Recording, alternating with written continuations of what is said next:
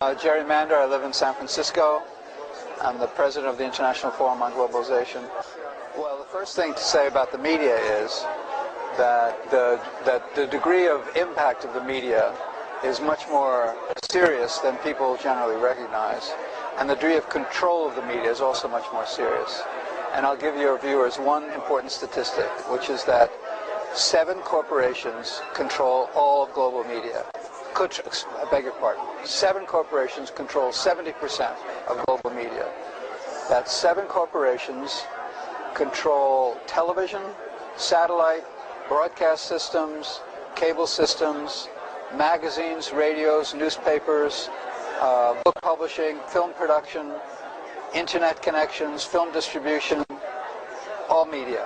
This is the highest degree of concentration of ownership of any industry. And it's an industry that's not dealing with things, it's dealing with consciousness, it's dealing with putting things into people's heads. And that is how people get many more of the ideas and worldviews that they carry around, whether it's about how to live their lives or what fashions to wear or what to eat and what values to have with food and what makes sense in order for them to live their lives. And this is I think, a disastrous situation. I think it's terrible to have so many cultural values and lifestyle values and so many personal choices in the hands of so few people.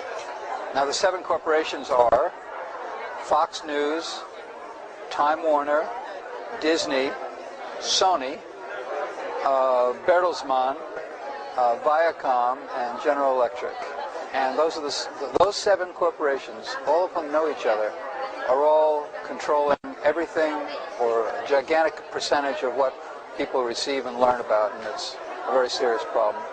In the United States, the average person sees 30,000 commercials every year, 30,000 repetitions of exactly the same message, which is to say, do this, do that, go buy something, this will make your life better, you'll feel better, you'll do better, and so on, and using very, very powerful interventions technologically in order to achieve that. I don't know how many commercials the average person sees in Japan, but I think it's comparable. I know the average Japanese watches more television than the average American, and it's about 4.5 hours per day in Japan. I'm not sure the latest numbers, but 4.5 hours per day means that the average Japanese person watches more television than they do anything else except going to school or sleeping or working.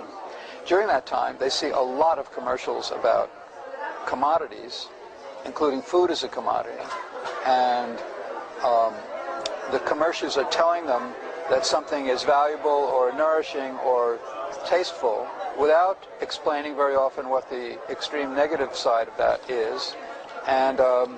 And it's inundating them with a view of the fashions of food, which have nothing to do with the kind of nutritional values or healthful values or the truth, for that matter,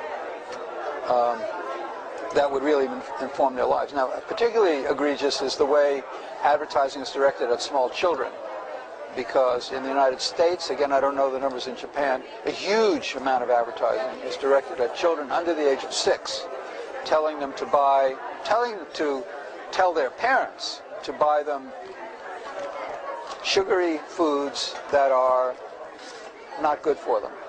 And there's no way of stopping that, and it's an extremely serious problem. So why are these corporations, they're trying to sell these food if it's not nutritious?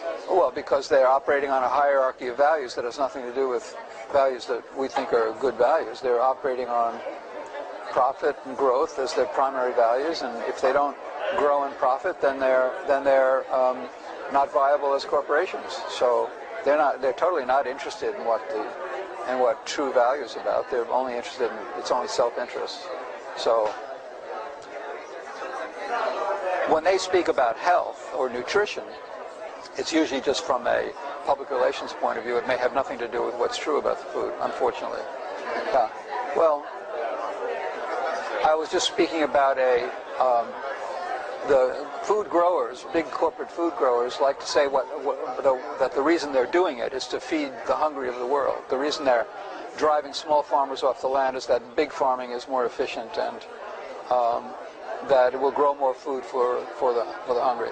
That's a complete lie. Actually, they're not growing food for the hungry. They're growing luxury crops for export, and meanwhile they're driving people off the lands who used to be food-growing peoples, feeding their families and their communities, and more they're not being able to do that, and as they get driven off their land, that increases hunger. And recent statistics quoted in the New York Times just a few weeks ago assert that the amount of hunger at a time when world wealth is increasing, that is to say there's a greater amount of activity, commercial activity than ever before, the amount of hunger in the world is rising exponentially. I forget, it's about 10% higher than it was only 5 years ago. And especially serious is the problem of what's happening to small children. So the hunger situation is very, very grave.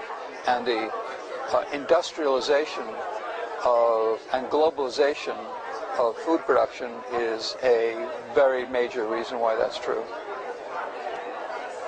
Thank you very much. You're welcome.